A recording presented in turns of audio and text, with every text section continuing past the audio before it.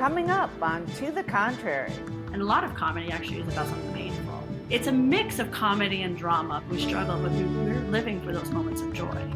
So we have to remember to create that for our families.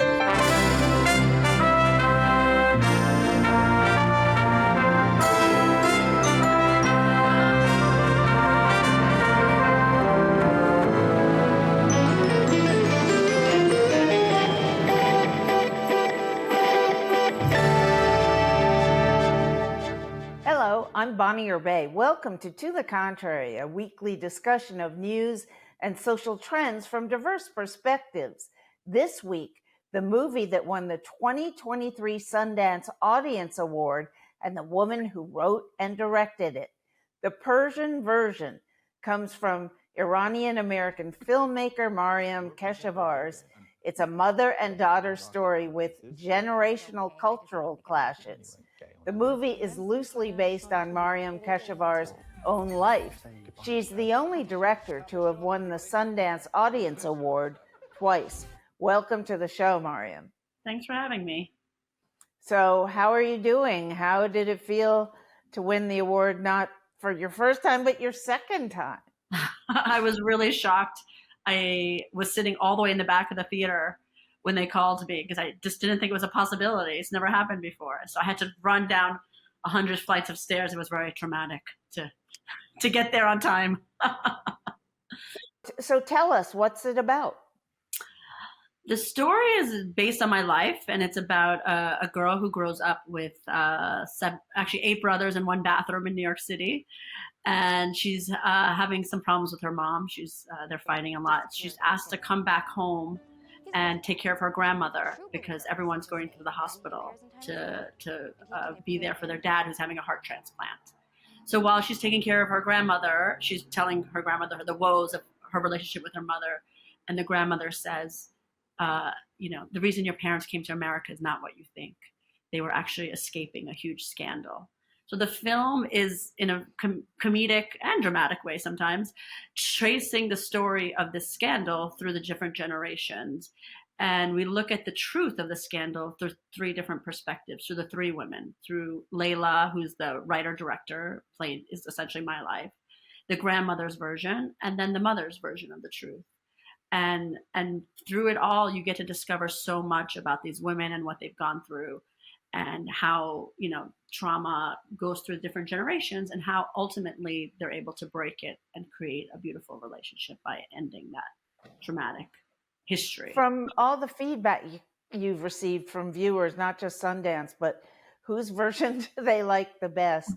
And what's different about that? We like you, but your mom is so much cooler. And I said, that's about right. That's true. My mom is pretty amazing. Everyone's always like, oh, your mom, we always loved your mom, but, mad respect to her, what she's been through. And for me too, making the film, writing the film, I learned so much about myself, about my mother.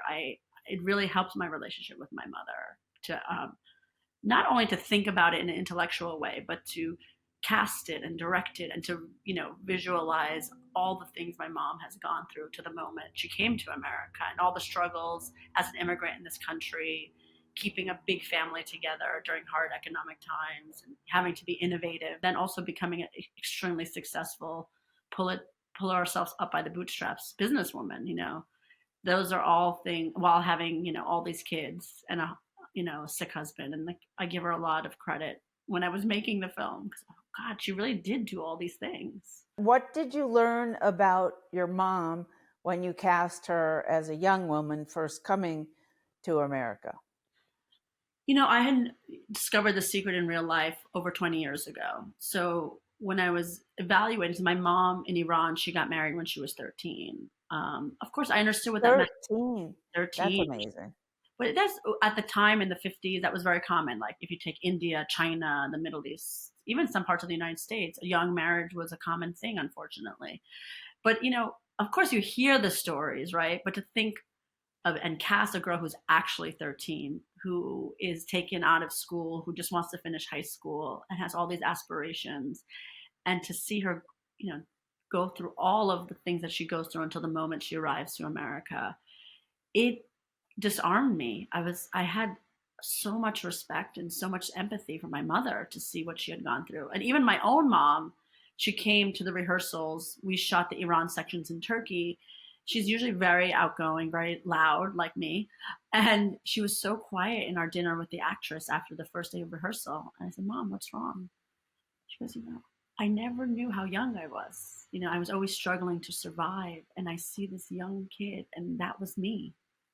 And just, it gave her pause, and it gave me pause. My daughter's about to be 13 herself. And to think all that she could go through all this at such an age, and survive and be successful and never be a victim and always find a way to have agency and to find the life that she wanted, and not let other people tell her what her life should be. I find that extremely inspirational as a woman. What were your childhood grudges? And I've got to imagine every kid everywhere has grudges against parents for, a host of reasons. What was interesting to me is growing up, I always felt, it's so oppressive, my mom's so oppressive. I have to do so many things because I'm a girl, and now I realize that, like she says in the movie, it's because you're a girl. I can count on you. I can't count on your brothers. I count on you as like a partner in crime, essentially.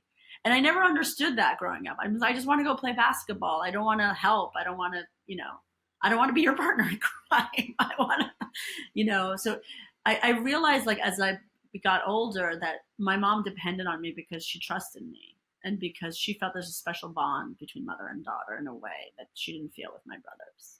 So but as a kid, I didn't see that. As a kid, I just felt I was being treated differently, and I didn't like it. So I really rebelled against it.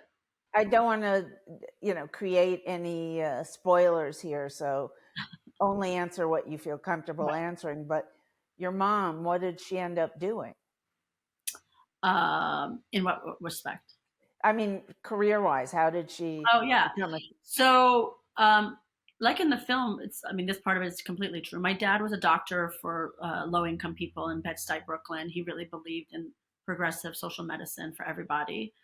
But he had a heart attack at a very young age in his 50s. And, he essentially was a freelancer. So we didn't have insurance growing up. If we got sick, we would go to my dad's friends. If we had a dental problem, we would go to the dental school and the students would work on us. So when my dad gets sick, it's completely crushing to our family economically. We are about to lose everything. They say that, basically my dad has to sell his office to pay for the hospital bill. And we're going to be on the streets if we don't find a way to. My mom has all these kids in New York City where you're all quite young. And being a typist, my mom didn't have any practical skills, and, a minimum wage job wouldn't cut it with all of us. So in the story, she looks up she asks, for a miracle, and she looks up, and this is how my mom describes it. And she sees a billboard. It says like 1-800-REALTOR. And it says, make a lot of money. And she's like, I need to make a lot of money. So she literally calls from a payphone. In those days, we had payphones. And she asks how to do it. She's in a very naive way. And they say, you just have to take these classes and you have to have a high school degree. But, my mom got married at 13. She never finished high school in Iran. So she goes to the classes and doesn't tell them that she doesn't have a high school degree. And so she concurrently got her GED at the same time. And she becomes super successful because she finds a hole in the market. We're immigrants and we came to this country for a better life, right? Our dream is to own a home and be American. And she realizes that's why every immigrant comes here. And immigrants aren't being served by the real estate market specifically. So she starts to focus on immigrants. She starts to be very smart. She knows, like, a lot of immigrants, either they don't have the money or something. There's not a tradition of babysitting. So she makes her office very kid friendly. And she also found a way that is called the first time home buyer. I remember this as a kid. I would always hear this first time home buyers programs. My mom researched the programs that they would help first time home buyers to buy, especially immigrants, to buy houses. So she found that, it would be cheaper for people to buy a house than to rent. And, still my mom is friends with a lot of these people because she changed their lives. They went from renters to owning their home. They started to have generational wealth. That's how you get ahead as an immigrant. Why, with such a serious subject matter, did you inject humor and dancing and singing and all that kind of stuff that could, I guess, somehow detract from the seriousness of the message? Oh, I don't think it detracts. I think I use humor as a way to look at difficult moments in our lives. I mean, there's a reason SNL is so popular, right? It looks at really serious moments in American politics and history and kind of reflects on it. And when I was wanting to do a film, there's been a lot of xenophobic rhetoric. There's been a lot of hatred, circulating in our country over the last few years against each other, unfortunately, against immigrants. I thought, what a great way to create empathy and to create connection with people that are unknown to you, immigrants, than creating a comedy. And I thought, who's funnier than my crazy family? I grew up with 7 brothers in one bathroom. That's a great comedy. And how do you look at, you can look at moments of discrimination in the US and you can think of it in very dramatic terms, or you can reflect on it and find the funny moments as a way to underline what's happening in a different way. I think with humor, we can access so much more in a way because it lets us go that one extra step of reflection, right? It's a reflection on something that makes us laugh, really, right? On something real, usually something, and a lot of comedy actually is about something painful. So it's a mix of comedy and drama, but I certainly loved comedy as a way for people to connect with a family. And I loved how, even in the most difficult times in my family story, be it here in America, growing up in the 80s during hard economic times, or back in Iran in the 60s. I just love how these families, especially women, created a sense of joy within difficult moments. That's a testament to the human spirit and of really why we live, right? It's like we struggle, but we're living for those moments of joy. So we have to remember to create that for our families. And that's what the film does. Now, tell me about, you have been banned from returning to Iran. I must be doing something right, huh? Right, exactly. But how was it that young people got access to your movie since you were banned and it was banned? It's true. My first film was called Circumstance. It also won at Sundance, and it's about a very liberal family living in Iran where the daughter falls in love with another girl. So it's like the first really queer love story, lesbian love story in Iran. And so I'm banned. How did they get? So that film was very successful, and because it was the first to deal with sexuality, and also it talked a lot about the youth underground movement. A lot of the things that you see now, like women, life, freedom, it talked about progressive politics and kids try to make change through art. And so it became the biggest. They found a way to black market when the DVD came out. They, I guess someone smuggled it back because it became the biggest black market DVD. And then they started putting it, I mean, it was everywhere, honestly.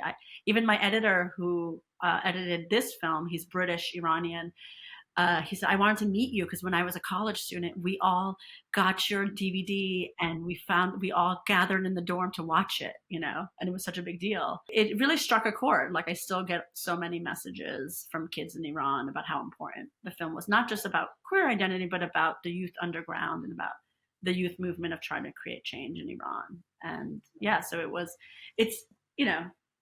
it's hard for me because my family, my grandparents lived in Iran, and my grandmother passed away a few years ago. And when she was sick, she would call me on FaceTime and say, why don't you visit me? You don't love me.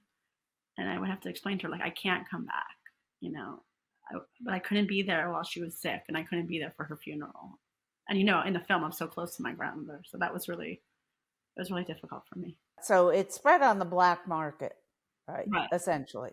Did you make money from that? No, but it's, that's the downside of cultural movements. You don't necessarily make money, but we definitely didn't. And but I think it was so exciting, right? It's like you can really reach so many people.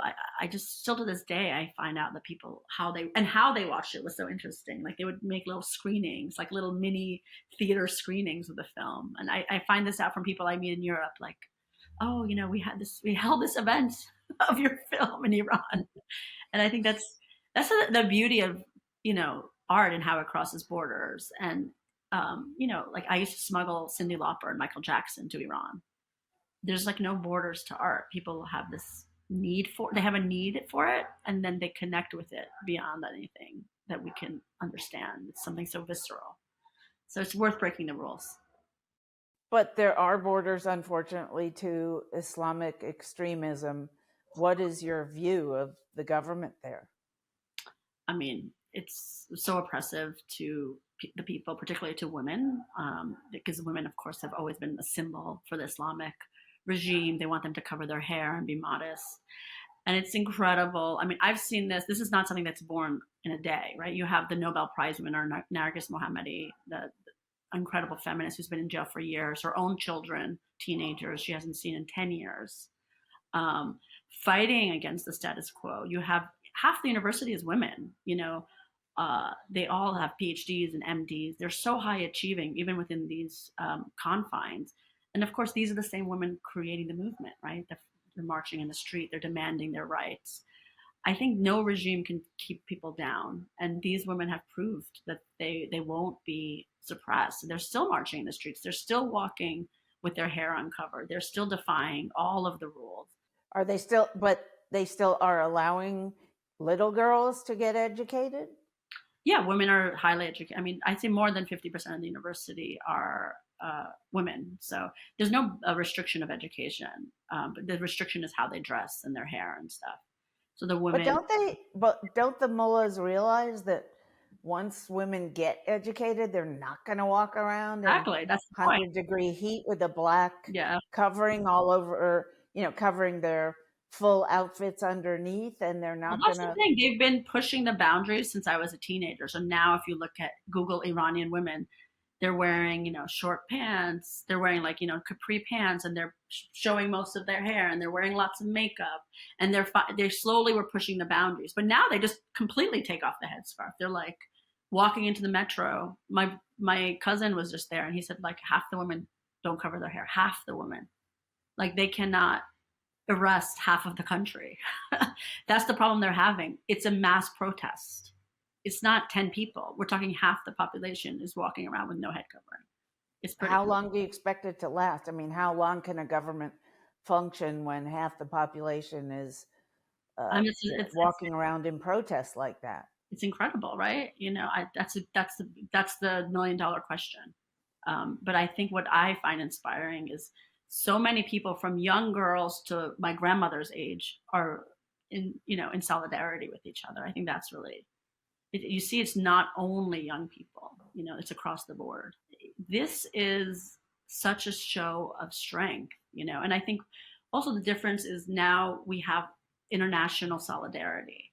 You have people, there's been protests around the world, people marching in Berlin, 80,000 people, 50,000 in the UK. Like all over the world, people are raising their voices because it's not just an issue of Iran. Like women's rights are being trampled all over the world. It's an international issue. We certainly have that issue here in the United States. Women's reproductive rights are being challenged. So there's kind of an idea that we have to stand up together, internationally to protect our rights. There is a solidarity. That's something that's I find very exciting, that we realize our rights are kind of interconnected. Do you believe that if women had power or were even, let's say, in charge in Iran, that the situation in the Middle East would be different? And I don't just mean Hamas and Gaza and Israel. I mean, honestly, my philosophy is I don't even think that's only a question of Iran and the Middle East. I think more women should be in power across the board. I think we have disempowered women to be representative of our rights around the world. I mean, look at our own Congress. How many people what percentage of our Congress is women? Have we ever had a female president? I mean, other countries, India has had a prime minister that's a woman. Other countries, Argentina. Back in the 1960s. In Argentina, you have Chile. You have so many countries around the world, but never the United States. This is really shocking to me, that I raise a daughter here, and she asks me all the time, do you think I could ever be president? Why? And she asks me all the time, why has there never been a female president? And that's a really great question. We are a symbol for other nations, and we have to make that change here. I mean, I try as much as I can, when there's, people raising money or people running, and like to support as much as I can. But, when you talk about women country leaders, you're actually speaking to the choir right here, because we have on this program, executive producer Carrie Stein and I, 25 plus years ago, started interviewing the Benazir Bhuttos, who was Mm-hmm. one of the most commanding, intelligent women who ever existed. I mean, she would walk into a room and suck all the energy out of it because she was such an incredible, charismatic figure. And she was head of her country. I mean, she was assassinated now, what, about a decade or more ago, and she was prime minister of Pakistan probably 2+ decades ago. And back then, there weren't that many women leaders. Now, so many countries have had women leaders. And I remember going, yeah, exactly. I remember going to these international conferences. We went to the 94 conference in Cairo on population and development, which was really about women Mm-hmm. and reproductive rights. And then we went to the Beijing conference in 95 on women. And the US way back then was the world leader on women's rights, except second maybe to the Nordic countries. Mm-hmm. But since then, and it's really been depressing to watch us fall behind. You look at Scandinavia, right? And like, you have so much progress there in terms of not just the heads of state, but also the country itself. However, if you talk to the women there, because I have at the World Bank conferences I've attended and UN, they don't feel like they are equal yet. But ironically, but yet they're the most, okay, maybe we should look at New Zealand. Right. She's pretty incredible. She is. And a young woman too, so I think maybe that's it. I think this generation also doesn't know barriers in the ways that ours do. So I think I'm hopeful. I certainly see it in my daughter.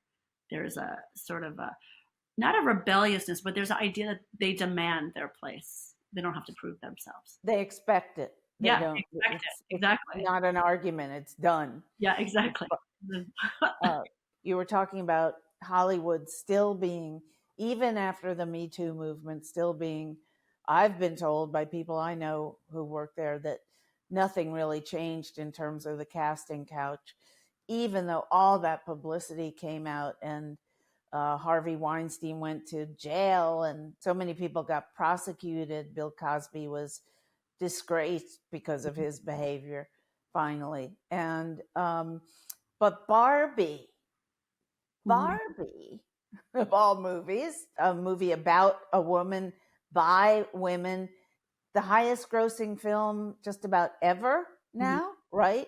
Do you expect that will change behavior in Hollywood? Oh, well, economics always helps, I think, because ultimately their goal is to make money. So let's hope. I mean, that's a film not just about Barbie, right? It's like a feminist call to arms. It's a very unusual take on our society. So I think that's why it hit a chord and done very stylishly. I hope so. I think, it's interesting, but that's a very independent director who went into the studio system. So I think as more women work in the industry and create their own voice, like she had a very particular voice that you can see in all of her work. As we allow ourselves and we are supported, we have a lot of, the difference now is that we don't really see each other as threats to each other. There is more of a sense of community amongst women directors. I had an issue yesterday with a production. I picked up the phone and called a fellow female director who was senior than I, who's had better, more experience, and ask her, is this normal? Should I be taking this? And we have that community. And I think we're creating our voices. And, you have someone like Greta Gerwig, who's really honed in her voice in an independent way and said that her voice is important. And now that translates to something. And you have to create an environment where women believe that they can have a different voice than what the status quo is. And that's just by women, like having a supportive, independent space for us to help each other and to grow. I think that is happening. Even though it's a very small pod of people, we all do know each other. It's not a joke. That's the most insightful thing I've heard about what's happened to Hollywood on the positive side since the Me Too movement. And thank you for sharing that. That's really important. And that is something that will keep women going and give them something to say, look, we are in the midst of all this regression, we're still going forward. Absolutely. But and then we have each other's backs. thank you so much. Why don't you tell me just before we go, what's up next for you? Do you know yet? Many things. I am doing a romantic love story based on the woman who plays my mother in the film, Yusha Noor, wrote a gorgeous script. And so it's about her first time falling in love. So I am going to be directing that this spring. All best of luck to you. Thank you. Thank you so much, Maryam. That's it for this edition. Keep the conversation going on all our social media platforms and visit our website, pbs.org/to the contrary. And whether you agree or think to the contrary, see you next week.